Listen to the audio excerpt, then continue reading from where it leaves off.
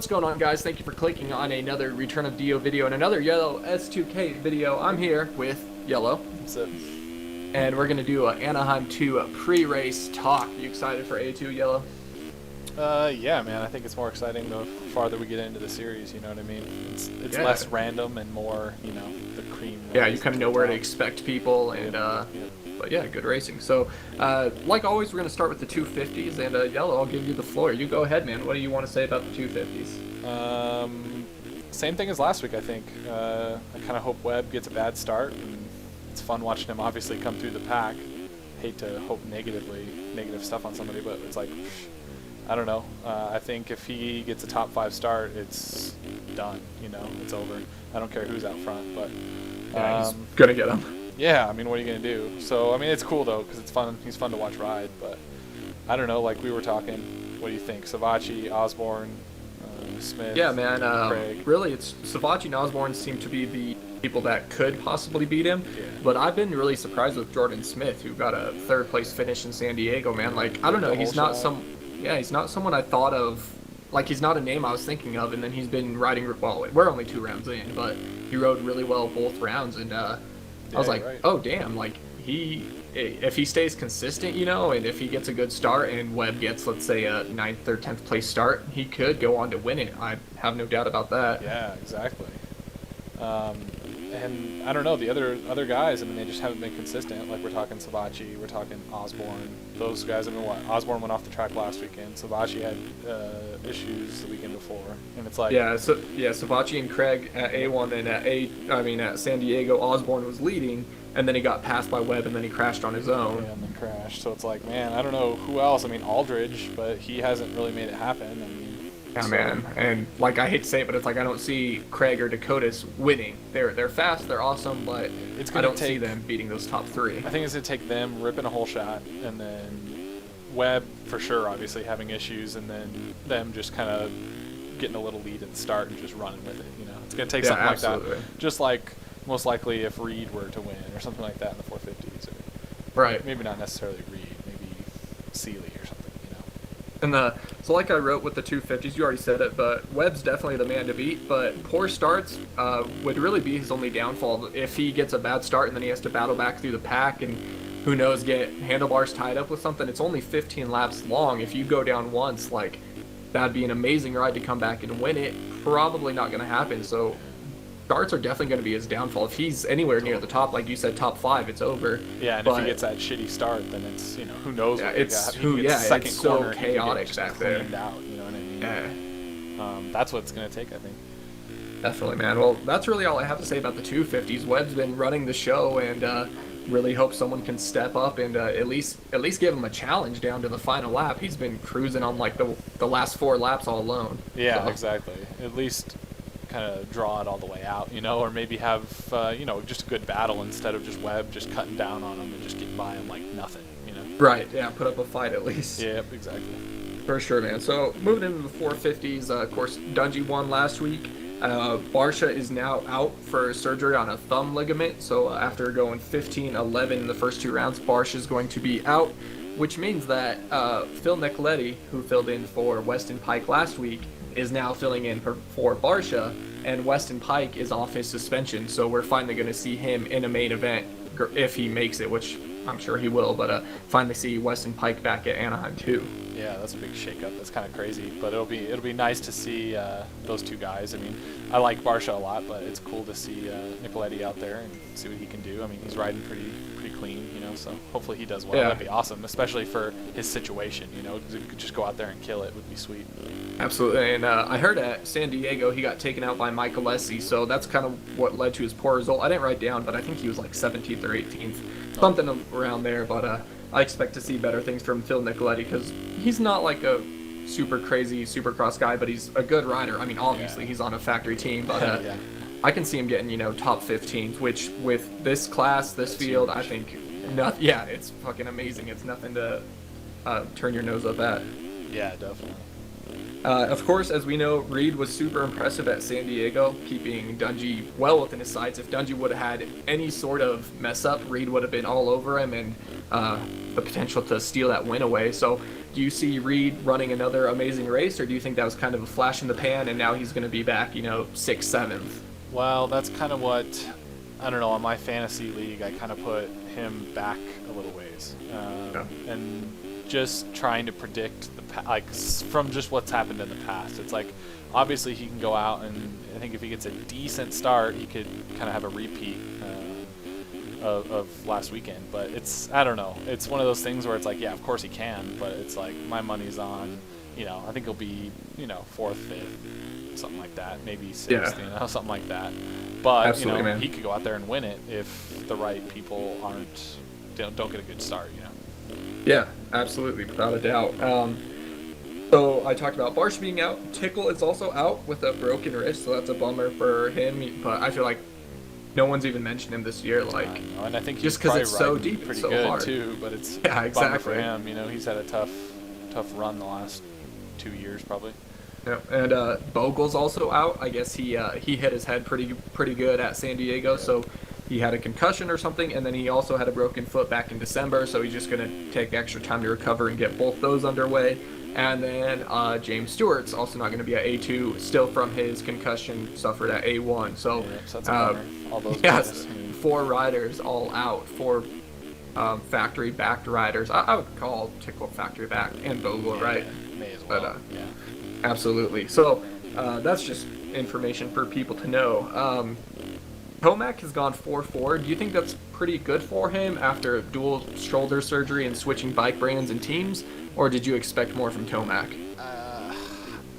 I would like to say that I expected more. Obviously, I've made it clear that I'm kind of pulling for him, but it's like, Right. I don't know. I think he's really doing exactly what he should be doing. I think in the right circumstance, he's the kind of guy that can make a win happen. I think if he gets a good start and kind of feels good, I think he can make it happen. But I mean, 4-4 after, like you said, the surgeries, it's like, I think he's doing fantastic, really, when it boils down to it. It's like, Yeah, man, and he's just out there every round. Like last year, he got hurt I think he got hurt at A1, and he's there. As long as he stays upright and stays healthy. They always talked about Ryan Dungey being consistent, and it's like 2 fourths in a row. Now, if he can pull a third or another fourth, and if something happens to Dungey and he ends up 7th, these things can change really fast. So he's just got to keep himself in the mix, and like you said, that's exactly what he's doing. Yeah, so. I mean, what more could you ask? Obviously, we know he has the speed outdoors, but it's like, and indoors, but against these guys, this caliber of riders, 450 Supercross, it's like, I think he can do it, but I mean, I think again, he's just doing what he needs to do. Yeah, it's asking a lot to do much better than that. Yeah, for sure. Next up, I have Kennard, who got 7th at San Diego in A1. He crashed late in the race and whatever. I don't remember exactly where he finished up. But Kennard's another one, like, especially at A1, he had the fastest lap. I expected him to come out and kill it. And again, it's so much of the start and stuff. But I would like to see Kennard run further up to the front. I feel like he's barely even gotten any airtime besides when he pushed Dungey wide and Dungey went down. I feel like that's the only thing I remember seeing of Kennard. That was it. It was that, and then when he made the other mistake by himself or whatever. Yeah. But it's like, obviously he has the speed, and I don't know. I think it's just the same story with a lot of these other guys. It's like, if you're making mistakes, you're done for. You can't make a mistake with these riders. I mean, it's like it's just not going to happen. So, and then, I'd like to see him do good, like you're saying. Yeah, he's definitely quick. He just needs to stay off the ground and get a good start, and he'll be running up there. Yeah, for sure. Then the next person I have, who's pretty much going to be, we're going to say exactly what we said for Tomac and Kennard, but that's of course going to be Ken Roxon. He's another one that I would have expected to be finishing on the podium like every race so far, but I think he's gone 5-6. I think are his results. Not too bad, and what, A1 was like coming from last to that position. Yeah, second turn crash. Yep. I don't know where he started off last weekend. I can't remember. Yeah, it was with the Dungey and Reed thing. It kind of seemed like they didn't show anything else. Yeah, you're right. Like I can't. I wish I knew what the story of his last race was, but I actually put him to win this race. Oh, nice. So kind of going out on a limb, but I think he's riding really good, but I just don't know. It all depends on how everything falls together, kind of off the start and all that. I think start is just so important right now. Yeah, and of course we sound like a broken record saying that, but Yeah. that's it. It's not like one person shines above the other. It's if you get out front and get a clear track, you have people battling behind you, and you can make up some ground. You Yeah. get a 5 second lead, and that's pretty much game over. All these guys are so quick, Yeah, unless they crash it's gonna alone. take a Dungey or I don't know. It's gonna take someone on back, like it's gonna take Dungey really to kind of make something happen, or who else can come Right. back through. If they say they get like a 6th place start, man, I mean, there's some guys that I just wouldn't put my money on. But then look, how can you say that when Anderson's done that and he's No, that's exactly. I was waiting for you to finish, and I was going to say Anderson has came through the pack. Like he's the Exactly. one person that shines out. And I know Dungey came through in Anaheim one after going down with Kennard, and Roxon came through the pack. But it seems like no one has. Well, it's only been 2 races, but no one's won from coming from the pack. But Anderson is making a strong statement that he can come from mid pack and finish well. Yeah. Which who would have guessed that? You know what I mean? Yeah, Who would have guessed that he had the aggression and whatever to make that happen on these guys? Exactly, man. That's my next two talking points was how surprised are we that Anderson and Seeley are second and third in points behind Dungey? What the hell? Like with Kennard, Reed, Tomac, Roxon, Barsha. Of course, he had that injury, but we didn't know about that until later. But it's like, who would have thought that Anderson and Seeley would be in second and third currently in the points? I'm sure that can change real quick, but I've been really impressed with Seeley getting out front, not out front, but getting out. I know he led A1, getting out, running well, and staying up there, not fading hard, and Anderson being aggressive. And on that note, what do you think of Anderson's move on Barsha at San Diego in the heat race? I don't remember. It was a 90-degree left-hand corner, and Jason Anderson came into the roller and pushed him off the track. Pushed him out wide, and he kind of went off. Yeah. And it was actually the same place that he passed Seeley in the main. I mean, I'd be pissed off, but it was a pretty good move on his part, man. Yeah, I mean, and it was for the final transfer Yeah. spot out of that heat, which is a gate pick, Exactly. which, what have we been saying is the big deal? A Yep. start. So. Exactly. So it's like, I think good on Anderson, but I can't blame Barsha for being pissed. I remember I heard you say something about it.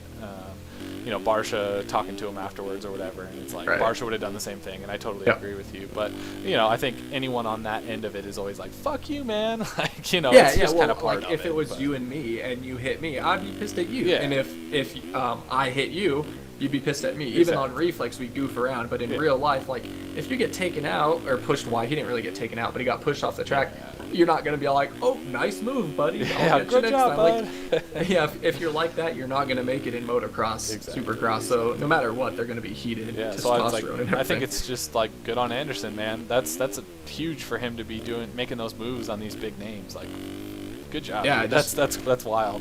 That's gotta Yeah, I be know so intense. some people are saying like, oh, it's a bad move for the championship. He's going to have these other people with head hunting him. But at the same time, now if let's say you're Cole Seeley and you're in first and Anderson's behind you, you're going to be thinking every corner. You're going to think this dude's going to take me out. This dude's going to take me out, and you're going to start screwing yourself over. And he's not even going to need to take you out because you're going to slide the back end around, not be able to triple out of the corner, Totally. and there he goes. Totally, but So then I think you're he's in right. their head. Like on the other side, with what you started with would be, Barsha is definitely not going to be afraid to kind of nail Anderson now. Yeah, I right. mean, but that's just it is what it is. What are you gonna do? Yeah, and it's all just back and forth. It's, are you going to make this move for today's race and worry about it later, or are you going to let this other guy beat you this race and then next race be timid on it? Like, it's all just, it's too much to comprehend at once. You're in the moment and you go, I can make this move, you make the move, and you worry about it Just later. cut to the inside, push him out. Exactly. That was a pretty sick move, really. Absolutely, man. And so we've played the track a little bit on sim. It's probably what you guys are watching. From what you've seen, is there anything that stands out on the track that you think is going to separate anybody?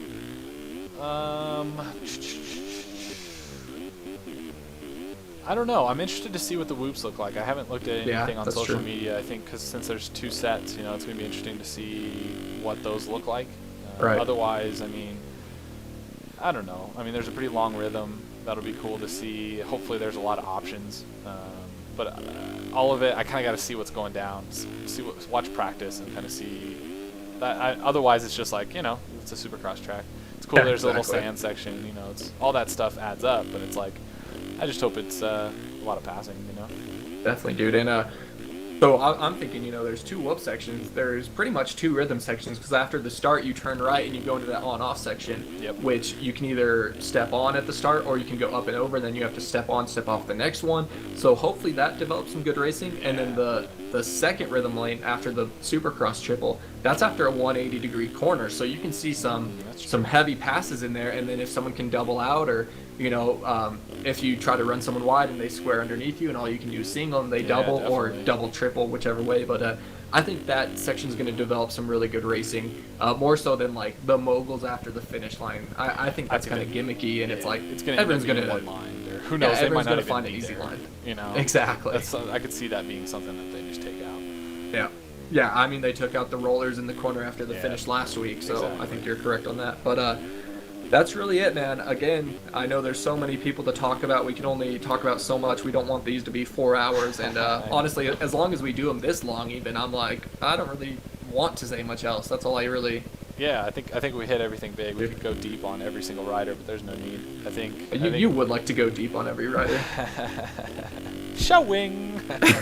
All right, man. Do you have anything else you want to add real quick before we wrap this up? Tomac, woo! Tomac woo every time. Thank you guys so much for watching. If you're watching this on DeeO's channel, make sure you hit that like button, then head over to Yellow's channel. You don't have to rewatch it, but hit like over there. And if you're on Yellow's channel, DeeO, would appreciate it if you did the same for me. Yellow and I have we've been trying to collab a lot in 2016, collaborate on projects. So I hope you guys are enjoying them. Help us both out. And I know most of you like Yellow more than me, though. Thank you guys so much for watching and listening. And I guess, honestly, we'll see you after the race, right, Yellow? Yeah, dude. All right. Until next time, guys, take it easy. And if it's easy, take it twice. And I'll talk to you later.